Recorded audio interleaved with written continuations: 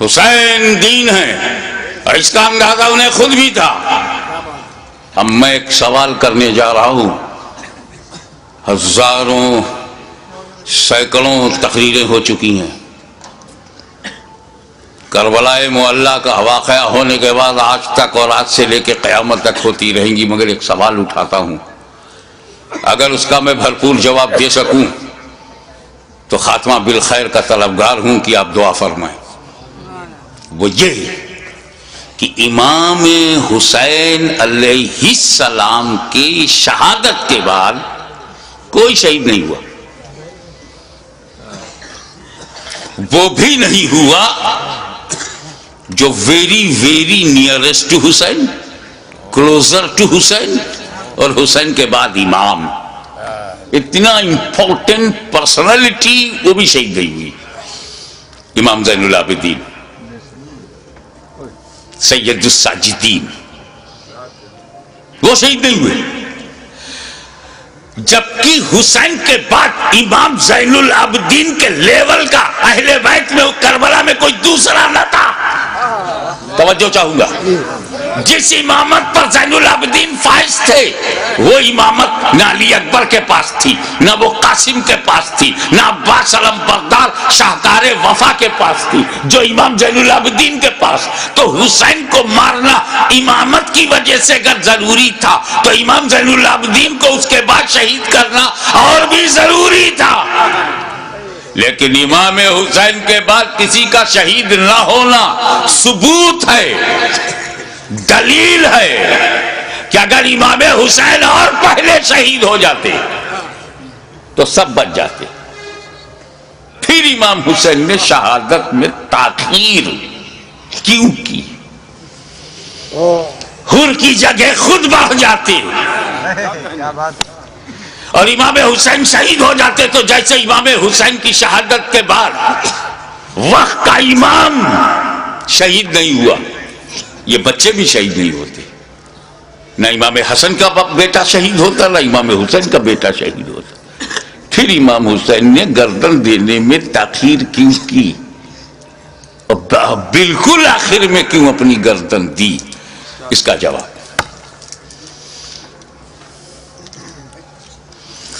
تم نے تو اہل بیت کو پہچانا ہی نہیں، جیسا سوچتے ہو ویسا ان کو بھی سمجھتے ہو۔ ارے پاک کی اولاد ہے، پاک ہے، پلیت کی سمجھ میں کیسے آئے؟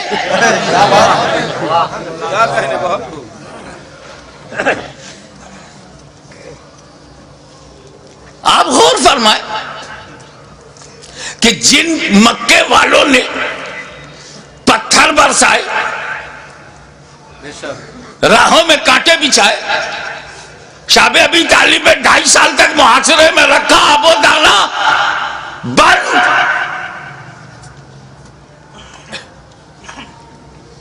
13 سال تک مسلسل ظلم و ستم کا ایک نہ ختم ہونے والا سلسلہ۔ لیکن 8 سال کے بعد جب مدینے سے مکہ نبی کریم لوٹے ہیں، مکے کی پوری ریجم بدل گئی، سارے ظالم، سارے اتیاچاری سامنے کھڑے ہیں، مگر نبی سب پر رحمت کی نظر ڈال رہے ہیں۔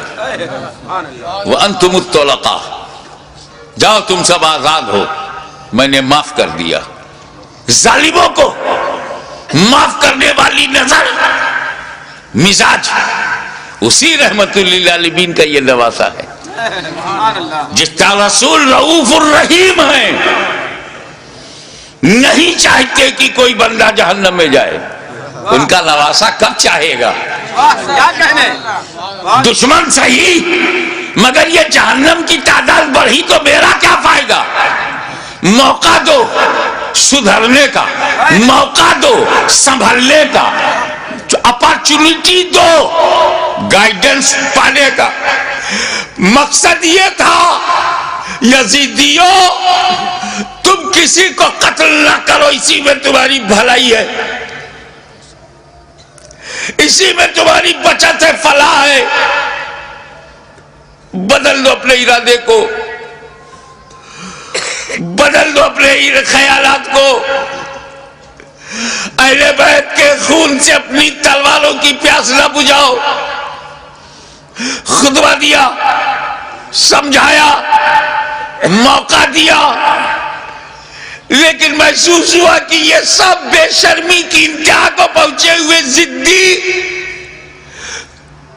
یہ کلاب الدنیا بھی ہے، کلاب النار بھی، یہ دنیا کے کتے جہنم کے کتے بننا چاہتے ہیں، مگر پھر بھی رحمت للعالمین کا نواسا، رحمت عالم کا پروردہ نظر کردہ اپنے دشمنوں کو یہ بھی موقع دے رہا ہے کہ اگر تم کچھ لوگوں کو قتل کر کے اپنی تلوار کی پیاس کو بجھانا چاہتے ہو تو لو میں تمہیں حر دے رہا ہوں، لو میں تمہیں وہب دے رہا ہوں، لو میں آمان دے رہا ہوں، لو میں اپنے انصار دے رہا ہوں۔ اگر اس سے بھی تسلی نہیں ہوتی تو لو میں تمہیں قاسم بن حسن دے رہا ہوں، اب بھی تسلی نہیں ہوتی تو لو علی اکبر کی جوانی لے لو، اب بھی تسلی نہیں ہوتی تو عباس کے بازو لے لو، اب بھی تسلی نہیں ہوتی تو علی اصغر کا خون لے لو، لیکن مجھ تک جلدی مت کرنا۔ میں رحمت عالم کا نواسا ہوں، رحمت بھری نظر سے تمہیں مہلت دے رہا ہوں، مجھے مارنے میں اجلت مت کرنا۔ اگر تم اتنے لوگوں کو شہید کر کے رک جاؤ، تائب ہو جاؤ، تو میں رحمت للعالمین کا نواسا ہوں، بیٹا ہوں، میں محشر میں تمہارے ان گناہوں کی مغفرت کروا سکتا ہوں، کیونکہ علی اکبر کا قاتل قاتل مومن ہے، عباس کا قاتل قاتل مومن ہے، قاتل حر قاتل مومن ہے، قاتل علی اصغر قاتل مومن ہے۔ قتل مومن شدید ترین گناہ کے باوجود مغفرت میں کروا سکتا ہوں، مجھے مارنے میں جلدی نہ کرنا، میرا قتل قتل مومن نہیں قتل دین بن جائے گا، اور قاتل دین کی مغفرت نہیں۔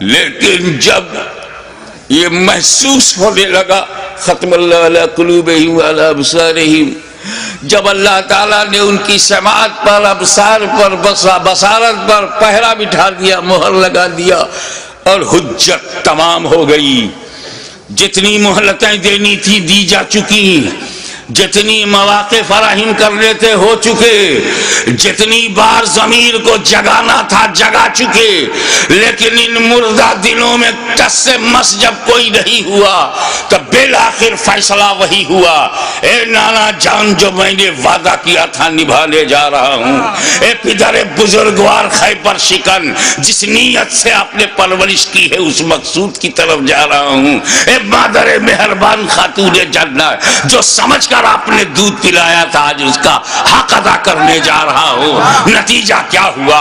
خیمے میں گئے، اپنے والد کا اپنے نانا کا کپڑا لیا، سر پہ امامہ باندھا، اور زیب تن ہو کر دلدل پر بیٹھ کر خاندان کو آخری سلام کر کے میدان کارزار میں حسین اتر پڑے، ایر لگائی۔ گھوڑے کو ناز ہے کہ آج امام میرے اوپر ہے، امام کو ناز ہے کہ گھوڑا بھی میرا وفادار ہے۔ چل پڑے، امام نے یزیدی لشکر پر جب حملہ کیا، وار کیا، یزیدیوں میں انتشار پیدا ہو گیا۔ حیدری کچھار کا شیر نر جب بفر کر زیادی بھیڑیوں پر حملہ آور ہوا تو کشتوں کے پشتے لگا دیا، لاشوں کا ڈھیر لگا دیا۔ بھوکا پیاسا حسین کھاتے پیتوں کو کاٹتا ہوا چلا جا رہا ہے، تلوار چمکی، ہوا میں لہرائی تو ایسا نہیں لگتا تھا کہ حسین کے تنہا ہاتھ میں اکیلی تلوار ہے، ایسا لگتا تھا جیسے آسمان کی تمام بجلیاں تلوار میں سما گئی ہوں، ایسا لگتا تھا کہ ستاروں نے اپنی جگہ چھوڑ کر ذوالفقار کی دھار میں آ گئی ہوں، ایسا لگتا تھا کہ آدم کا ہاتھ دعا کے لیے اٹھ گیا ہو. ایسا لگتا تھا کہ نوح کی کشتی اپنے نجات کا رخ دیکھ رہی ہے. ایسا لگتا تھا کہ دریائے نیل میں فرعون غرق ہو رہا ہے, یزیدی تباہ ہو رہے ہیں. ایسا لگتا تھا جیسے کعبے کا رخ قبلہ, کعبے کا رخ کعبہ کی طرف ہو گیا ہو. ایک جگہ جمع ہوا کعبہ متحرک کعبے کو دیکھ رہا ہے. ایک جمع ہوا کعبہ متحرک کعبہ کو دیکھ رہا ہے. محبتوں کا قبلہ, محبتوں کا قبلہ, عقیدتوں کا کعبہ یزیدیوں کے مقابلے میں کھڑا تلوار چلا رہا ہے. ایسا لگتا تھا کہ حسین کے بازو میں حیدر کرار کا بازو سما گیا ہو. ایسا لگتا تھا جیسے فاطمہ زہرا کا دودھ حسین کی رگوں میں نیا خون بن گیا ہو. ایسا لگتا تھا, ایسا لگتا تھا, آپ نعرہ بند کیجئے, ایسا لگتا تھا جیسے تمام جنہ انتظار دے رہے ہیں, داد شجاعت دے رہے ہیں, اور ان کی دعاؤں میں فرشتوں کی آمین شامل ہو گئی ہو. ایسا لگتا تھا کہ صداقت سمٹ گئی ہے. ایسا لگتا تھا کہ عدالت نے پکڑ لیا ہے. ایسا لگتا تھا کہ سیادت نے اپنے جلوے دکھا دیے ہیں. ایسا لگتا تھا کہ تنہا حسین میں, تنہا حسین میں جرأت موسیٰ بھی ہے, استقامت ابراہیم بھی ہے, ارادہ اسماعیل بھی ہے. اس وقت سامنے شیطان تھا, اسماعیل کا ارادہ پہاڑ تھا. اس وقت یزیدی فوج ہے, حسین کا ارادہ پہاڑ ہے. تلوار چلتی رہی, تلوار چلتی رہی, کشتوں کے پشتے لگتے رہے, لاشوں کے ڈھیر لگا دیے. اب اس تلوار کو روکا کیسے جائے؟ اس تلوار کا رکنا یزیدی نقطہ نظر سے بہت ضروری تھا. یہ تلوار روکے, یہ تلوار رکے گی تو یزیدی بچیں گے. زیادی بھیڑیوں کو کاٹتے تھے جیسے کوئی گاجر مولی کو کاٹ رہا ہو. میمنہ پر حملہ آور ہوا تو میمنہ صاف ہو گیا. شیر خدا میسرے کی طرف رخ کرتا ہے, میسرہ صاف ہو گیا. یزید کے قلب پر حملہ کرتا ہے, لشکر کا قلب صاف ہو جاتا ہے. اب پریشانی, ابن سعد, ابن زیاد پریشان ہو گئے, شمر ذوالجوشن حیران ہو گیا, خولی مایوس ہو گیا. یا اللہ یہ کیا ہو رہا ہے؟ ایک ہی آدمی سب کی گردنیں کاٹتا چلا جا رہا ہے. کہیں ایسا نہ ہو کہ ایک تاریخ ایسی بن جائے کہ 20,000 کے لشکر جرار کو تنہا ایک آدمی نے شکست دے دیا. اس تلوار کو رکنا چاہیے, یہ تلوار رکنی چاہیے. مگر اس تلوار کو روکا کیسے جائے؟ وہ تلوار جسے بھوک نہ روک سکی, وہ تلوار جسے پیاس نہ روک سکی, وہ تلوار جسے لاشیں نہ روک سکی, وہ تلوار جسے زینب و سکینہ کے معرض خطر میں آ جانے کا اندیشہ نہ روک سکا, وہ تلوار جسے علی اکبر کی لٹی ہوئی جوانی نہ روکے, وہ تلوار جسے لٹا ہوا قاسم کا شباب نہ روکے, وہ تلوار جسے عباس علم بردار کے کٹے ہوئے بازو نہ روکے, وہ تلوار جسے معصوم اور شیر خوار بچہ علی اصغر کی موت نہ روک سکے. اس تلوار کو کوئی روک نہیں سکتا. زمین بھی تائید میں ہے, آسمان بھی حمایت میں ہے, فضا بھی مددگار ہے. اس تلوار کو کوئی روک نہیں سکتا. وہ تلوار جو بھوک سے نہ رکے, پیاس سے نہ رکے, قتل سے نہ رکے, خیموں میں لاشیں لے جانے سے نہ رکے. اچانک وہ تلوار رک گئی, وہ تلوار رک گئی. بس یہی نازک سا موڑ ہے. وہ تلوار رک گئی, بھوک سے نہیں, پیاس سے نہیں, شہیدوں کی شہادت سے نہیں, بہو بیٹیوں اور بہنوں کے خطرے میں جانے کے اندیشے سے نہیں رکی. وہ تلوار اس لیے رک گئی کہ نماز کا وقت ہو گیا. نماز کا وقت ہو گیا. اتر پڑے زخمی, تیروں سے بدن چھلی, نیزوں کی مار. علی کا ایک شیر ان جنگلی کتوں میں گھر گیا. آپ جانتے ہیں واقعی ایک شیر ہو, اس کو 2000 کتے گھیر لے تو کن کن کتوں کو مارے. زخموں سے چور، ہر بدن کے ہر حصے سے لہو. یہ کیسا وضو ہے میرے امام؟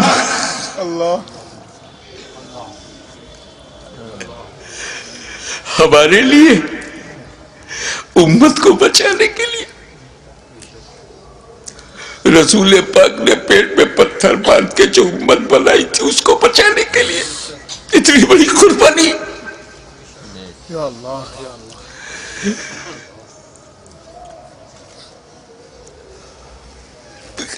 زمین پر گرے سجدے میں. یزیدیوں نے سوچا بس یہی موقع ہے، اگر یہ اٹھے گا شیر تو پھر مارے گا، اسے اٹھنے نہ دو. شقی القلب پتھر دلوں نے نبی کا کلمہ پڑھتے ہوئے بھی نبی کے نواسے کو، نبی کی جان کو، نبی کی پہچان کو، نبی کے بیٹے کو، نبی کی نسل کو، نبی کی اولاد کو، نبی کے نور کو سجدے کی حالت میں ایسا وار کیا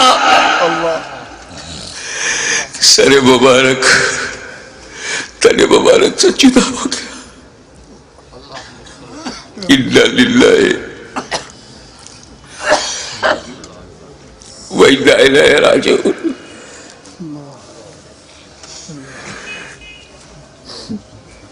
کٹ گیا، گردن کٹ گئی.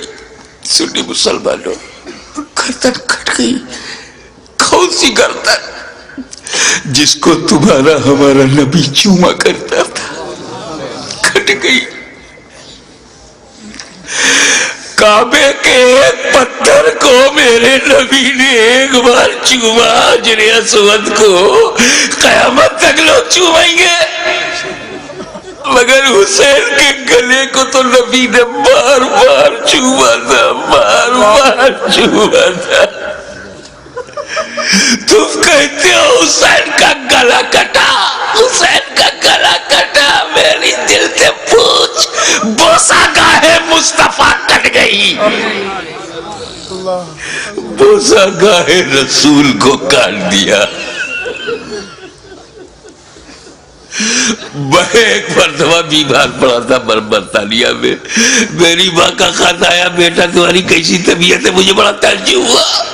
میری ماں کی چوچا شریف میں، وہ انگلینڈ میں، ان کو محسوس کیسے ہوا؟ تو کسی نے سمجھایا یہ ممتا ہے، یہ خون کا رشتہ ہے. تو بیمار پڑ گیا تھا، سر سمندر پار خون کے رشتے نے ماں کے دل میں احساس ڈالا. ارے جب ماں بیٹے میں احساس کا یہ رشتہ ہوتا ہے تو جب حسین کا گلا کٹا ہوگا تو لبِ مصطفیٰ پہ کیا گزری ہوگی.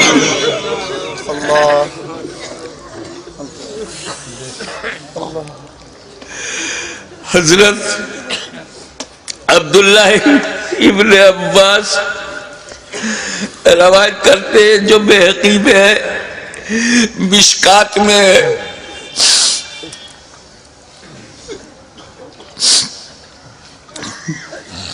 کہ ام المومنین ام سلمہ نے خواب میں دیکھا کہ حضور صلی اللہ علیہ وسلم کے ہاتھ میں شیشہ ہے. پوچھا یا رسول اللہ یہ کیا ہے؟ کہا یہ میرے بیٹے حسین اور کربلا کے شہیدوں کا خون میں صبح سے اس میں جمع کر رہا ہوں. رسول مبارک کی ریشی مبارک پر غبار بالوں میں بکھرا، ہاتھ میں شہدائے کربلا کا لہو. کتنا دل دکھ گیا ہوگا رسول پاک کا.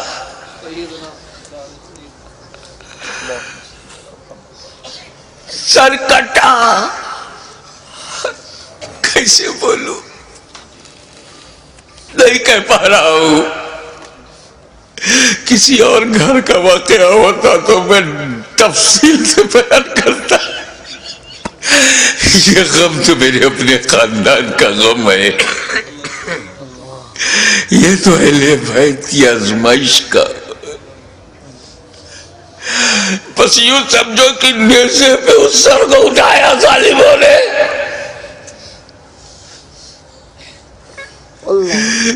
نیزے پہ اٹھانے کا مطلب کچھ سمجھ میں آیا؟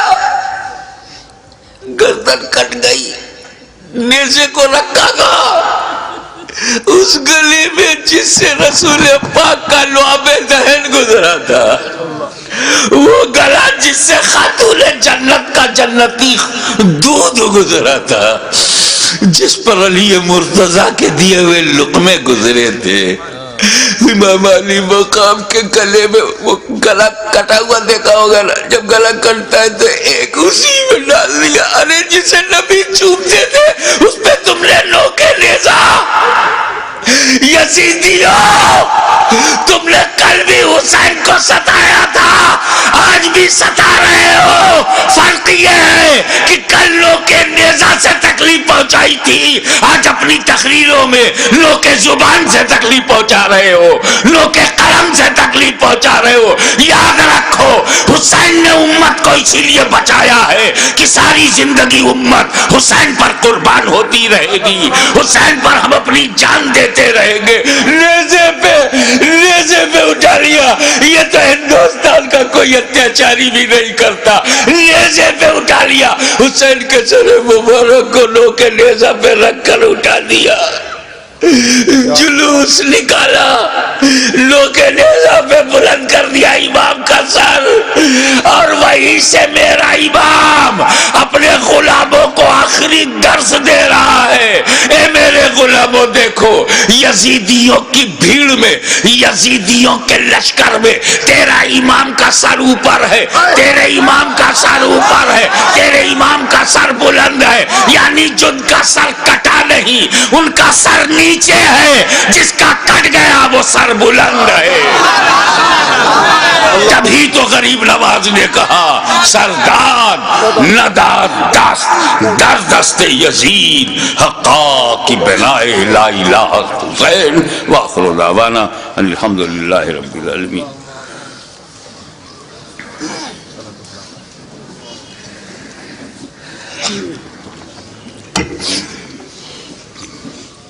صلاۃ و سلام کے لیے کھڑے ہو جائیں. مینائی صاحب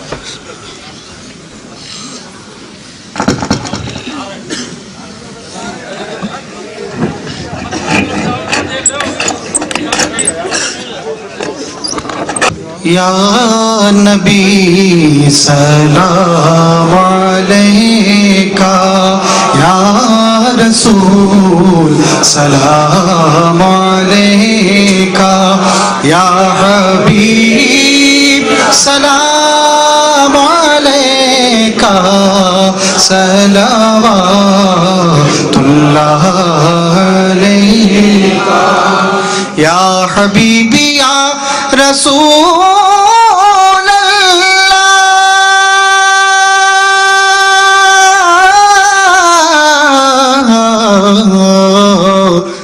دکھ بھرے نالوں کا صدقہ،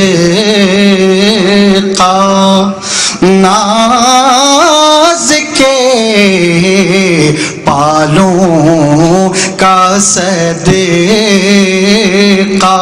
کربلا والوں کا صدقہ،